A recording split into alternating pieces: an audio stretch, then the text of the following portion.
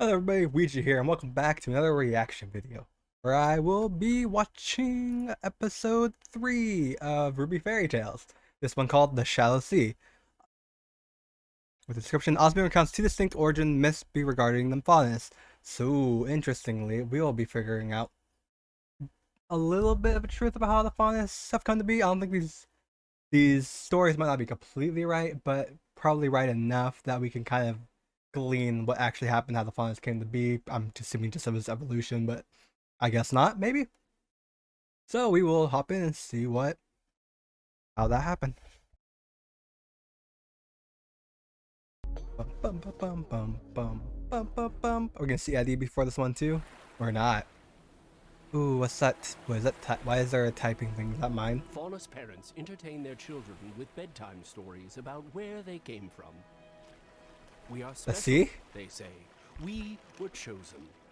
By the gods. Chosen? By whom? Ah.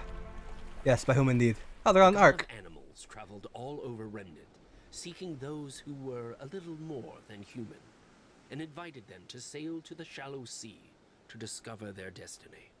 You did not fit in. Oh, who's this? Where you came from. Oh, it's Faunus, like the Greek god? Who you are. Leave this boat. Enter the water. It will wash your old life away and show what you've always been just below the surface. Huh? You belong here. This menagerie? Our home. Wait, it kind of looks like the island. Some of the people leapt at the chance the god offered. And here becomes the hatred. Others were more skeptical. This is a god, this is Though a... the sea did not touch you, it has revealed your own shallowness. racism. Fables often teach lessons, such as the importance of looking beneath the skin. But for Faunus, the story of the shallow sea does something more vital. It reminds them from a young age that their own lives have value. Huh? But So- Faunus are forced to grow up quickly. As Yeah. they mature, they learn darker stories, in which the truth lies closer to the surface. Okay, here we go. Many, The actual many truth years of... ago, in a faraway land, there was a war between humans and animals. What?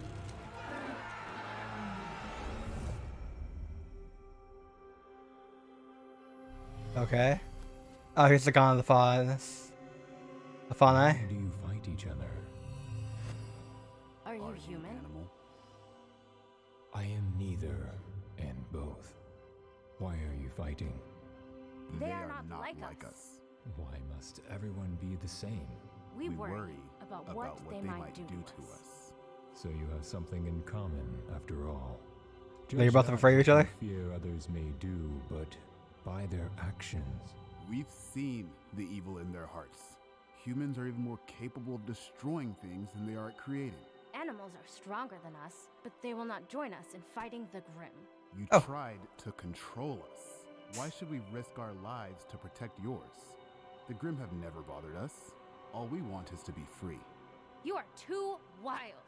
You must be tamed so you won't steal from us. Oof. All we want is to live in safety and in peace. Oof.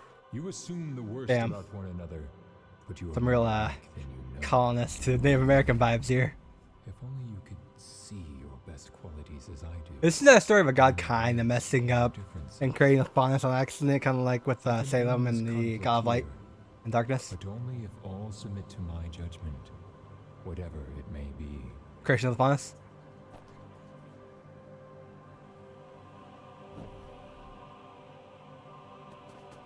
We We accept your judgment. They're gonna morph into one thing together. So this guy is like a god of trickery. He tricked them. Here are the Faunus.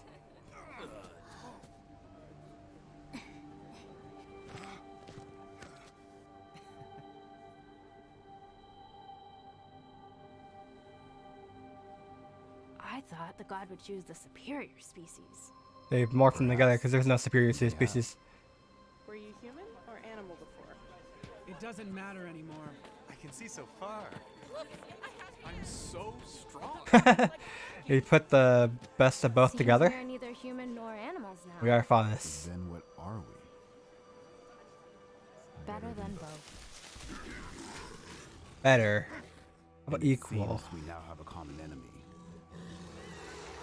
Yeah, the Grim, okay. So you fuse them together, therefore putting the animals in danger of the Grim. But we live here. Don't you know us? We don't even know what you are. And here's the racism against the Were we Faunus. so narrow-minded when we were human? Yes. Yes.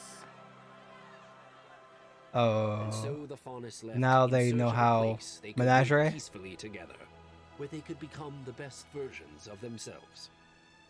These fables may seem fantastic, yet they reflect the real and unfortunate history of conflicts between humans and Faunus. And though different versions of the same story, they have some things in common. The god.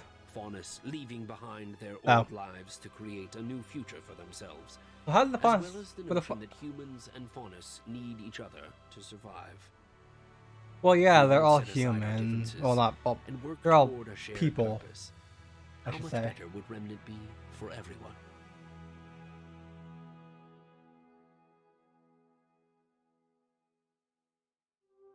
Hey, we hope you enjoyed that episode of RWBY Fairy. Okay, so obviously the most interesting thing here is maybe the existence of more gods within the world of Remnant. As far as we've seen, there's only been two, which are the two brothers. But this guy right here seems to signify that there might be more deities within the world of Remnant.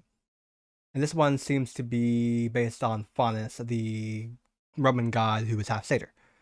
But as far as the creation of Faunus goes, it doesn't really give us a whole lot. The one where they jump in the sea doesn't really make much sense, but I don't think that's what they're about. They're not about the creation of the Faunus. I think it's more about the discrimination that the Faunus suffer, and the lesson that Ozpin shares that Faunus and humans need each other more because of the Grimm. So this one seems to be more traditional fairy tale type, more teaching you a lesson without the history bit of the second one. And then, I don't know what the first one was supposed to teach you, not to go into the forest, I guess. Listen to your parents, maybe. That one seemed to be more of an introduction of a new Grimm. But then the second one, which both taught people how family is important, teamwork is important, but also kind of showcased how maybe the four-man group came to be. This one just seems to be more straight, a black and white morality tale, like most fairy tales are in real life.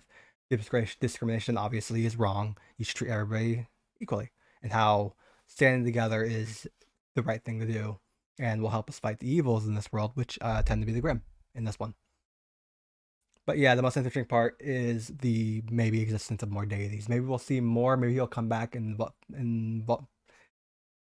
future volumes. Maybe we'll learn more about him in other fairy tales or in other media sources. But overall, I think this one is my least favorite just because it doesn't seem to explain much about the actual world itself or give us more indication about lore. It just seems to be, a fairy tale about morality. And yeah, that's where I stand. So if you like this video, like and subscribe and tell me what you thought about this one. Did you like it more than the other ones? Were you able to glean anything from the history of Faunus in it? I wasn't. Maybe I'll look farther into it later. Well, if you liked this video, like, comment, subscribe, and thanks for watching. Weegee out.